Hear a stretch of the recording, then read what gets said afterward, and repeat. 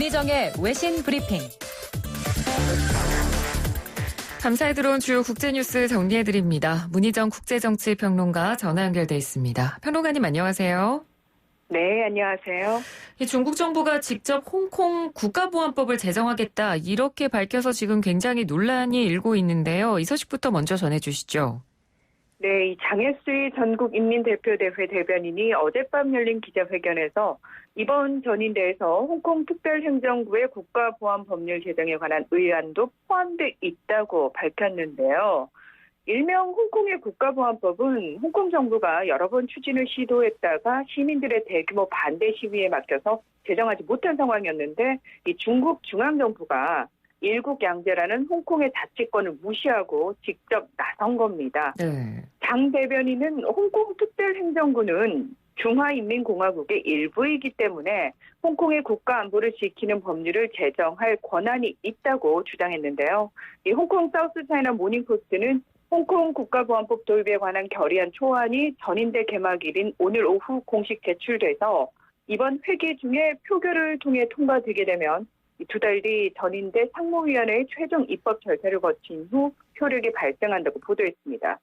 이처럼 이례적으로 중국 중앙정부가 초강수를 둔 이유는 민주 진영이 다수당을 차지하고 있는 홍콩 입법회에서 홍콩 국보법이 통과될 가능성이 없기 때문인데요. 네. 이 홍콩 민주화 진영은 다음 달 4일 6.4 天安門 사건 31주년을 맞아서 기념식을 갖고 강력한 반대 투쟁을 벌이겠다고 예고했습니다. 네, 중국 정부가 굉장히 강경하게 나온 건데 홍콩 시민들은 당연히 반발할 것 같고요. 지금 미국도 강력하게 대처를 하겠다 이렇게 경고를 했죠.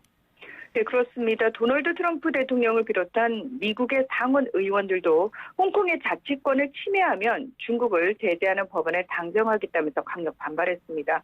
이미 공화당과 민주당의 상원 의원들은 중국이 홍콩 내 인권을 보호하고 홍콩의 특별 지위를 온전하게 하도록 압박을 가하기 위해서 홍콩에 대한 새로운 국가보안법을 시행하는 단체나 개인에 대한 제재와 이들과 거래하는 은행도 제재하는 내용을 담은 법안을 추진 중인 것으로 알려졌습니다. 지난해 12월 미국 의회는 홍콩에서 인권 탄압이 있을 경우 관련자에 대해서 제재를 부과하는 홍콩 인권 민주주의 법안을 통과시키기도 했죠. 네. 미국 국무부도 홍콩 국민의 의사에 반하는 국가보안법 제정으로 인해 홍콩의 정정이 매우 불안해질 것이라면서 미국과 국제사회의 강력한 비난에 직면하게 될 것이라고 경고하고 나섰습니다. 이로써 미국과 중국은 코로나19 발원지를 둘러싼 공방부터 대만의 WHO 참여 여부, 또 홍콩 국가보안법까지 계속해서 갈등이 심화되고 있는 상황입니다. 네. 자, 이번에는 미국 내부 소식인데요. 얼마 전에 이 마이크 폼페이오 미국 국무장관이 보좌진들에게 사적으로 심부름을 시켜서 갑질 논란에 휩싸였다는 소식을 전해드렸었는데 이번에 또 구설수에 올랐네요. 세금을 유용해서 만찬을 했다는 의혹을 받고 있다고 하죠.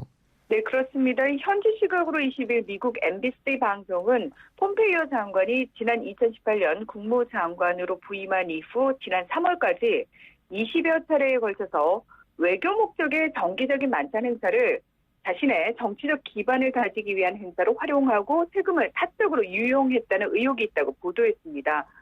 일명 메디슨 만찬이라고 불리는 이 행사는 미국의 4대 대통령이자 5대 국무장관을 지낸 제임스 메디슨 전 대통령이 저녁 식사를 하면서 외교관을 초청해서 의견을 교환하던 곳에서 비롯된 이름이라고 하는데요. 네. 이 MBC가 지난해 말까지 주요 참석자 500명의 명단을 입수해서 분석한 결과 이 대부분은 정치인과 기업, 언론인 등으로 업무 관련성이 있는 외교관과 외국 관료는 14%에 불과했다고 합니다.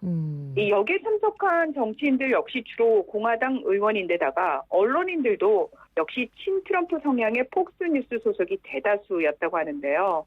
이 행사 초기에 이 국무부 소속 법률고문은 장관이 주최하는 행사는 외교 정책과 관련된 행사여야 한다고 지적하면서 이미 우려를 표명한 것으로 밝혀지기도 했습니다. 네, 그러니까 공적 행사인데 이걸 사적인 목적으로 이용을 했고 결국은 이 과정에서 세금이 유용됐다 이런 이야기죠.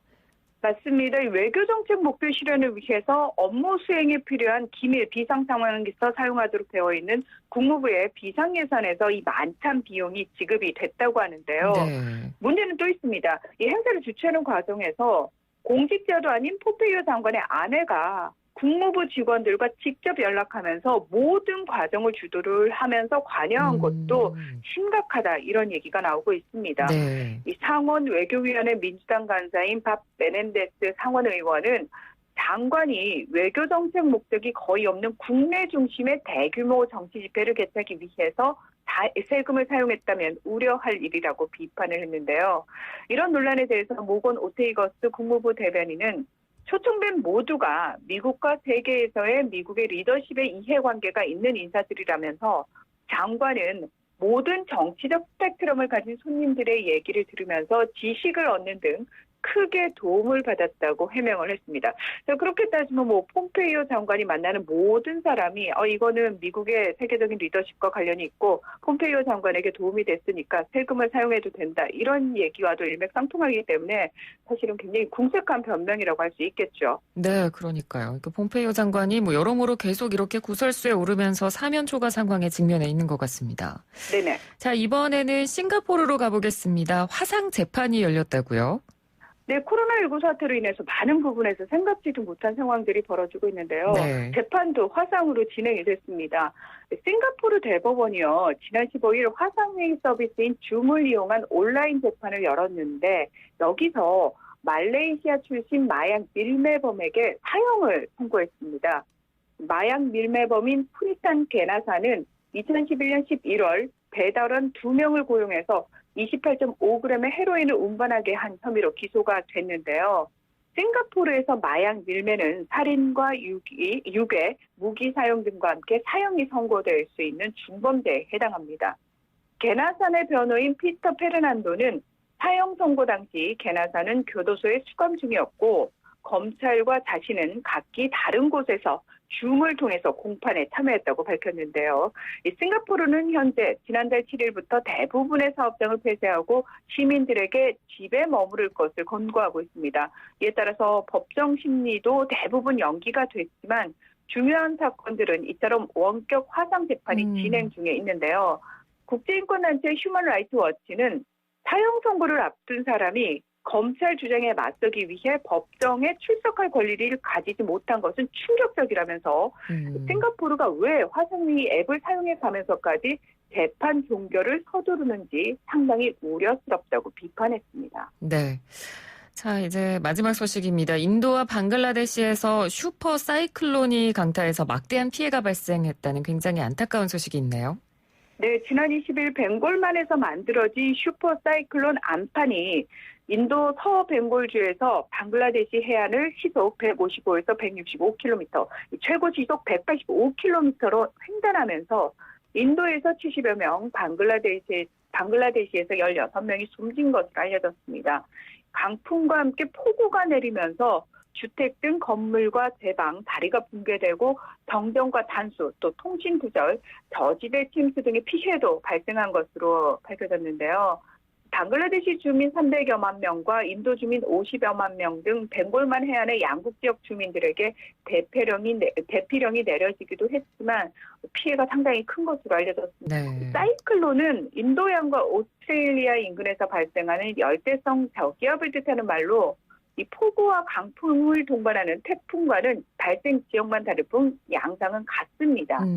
특히 이번에 발생한 암판은 1999년 10월 인도 오디샤주에 상륙해서 만여 명의 사망자를 낸 오리사 이후 가장 강력한 사이클론으로 관측됐습니다. 네. 인도와 방글라데시 재난당국은 주민들에게 대피령을 내렸지만 코로나19 확산을 막기 위한 사회적 거리 두기로 인해 곤란을 겪고 있고 아예 또 접근조차 하지 못하는 피해 지역도 있는 것으로 알려져서 피해는 더 커질 것으로 예상이 되고 있습니다. 네, 알겠습니다.